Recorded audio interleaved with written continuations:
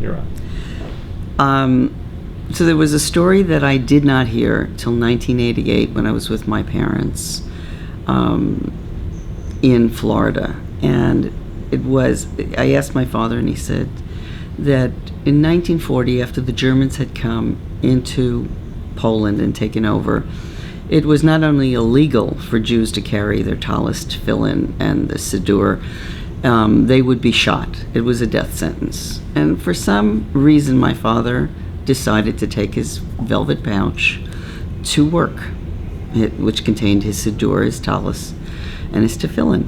And on the way to work, a Nazi on a horseback stopped him.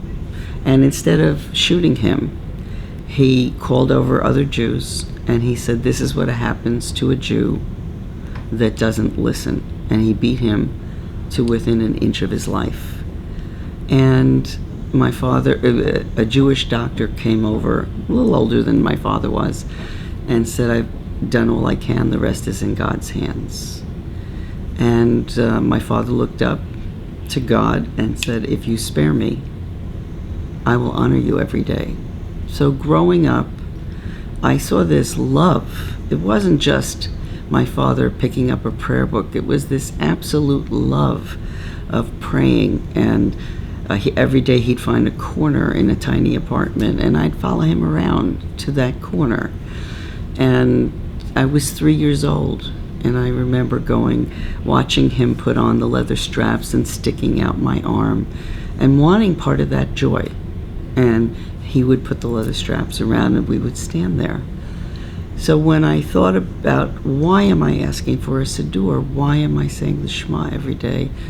My immediate image was the memory of my father, both looking up at God, and the memory of my father with the tallis and tefillin.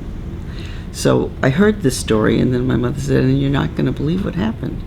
So they went to an event, New Year's Day, 10 people at a table, 200 Holocaust survivors. And a woman walks in and introduces herself. "My name is Mrs. Schindel. My husband is Dr. Schindel."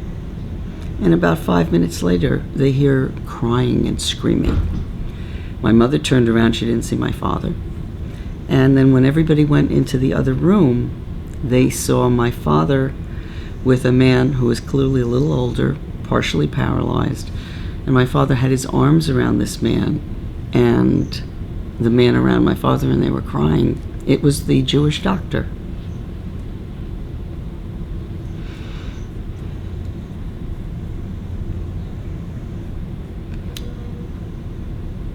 Sorry.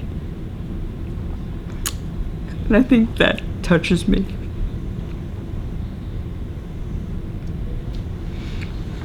Let's stop. I need a tissue. This is too nice. No, go ahead. Not too nice for Holocaust tears. Okay, let me just give me